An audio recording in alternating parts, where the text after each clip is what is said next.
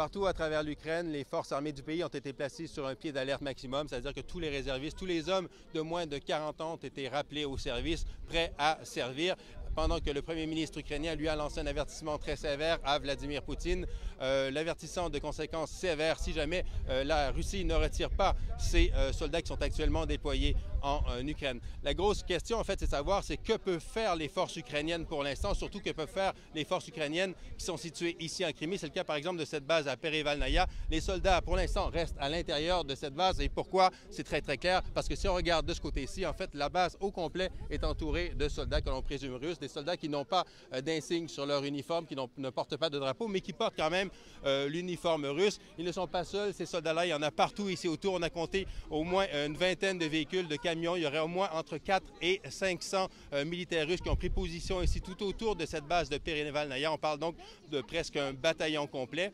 Pour l'instant, ces gens-là se concentrent d'encercler la base en silence. Ils ne sont pas seuls. Regardez, il y a aussi beaucoup d'habitants, des gens de la région. Vous voyez ici un prêtre, des gens qui sont des gens de Crimée, qui portent des drapeaux russes, qui sont pro-russes et qui veulent eux aussi éviter donc que les forces armées ukrainiennes n'interviennent. Évidemment, les gens ici ne souhaitent pas la guerre, c'est clair, mais ils veulent quand même que la position des gens russophones qui habitent ici en Crimée soit entendue par Kiev. Donc, ils ne souhaitent pas l'intervention armée ukrainienne ici. Et la plupart des gens à qui on a parlé se disent rassurés ici par la présence de ces forces armées russes-là. Bien évidemment, les avertissements sont lancés d'un peu partout à travers le monde.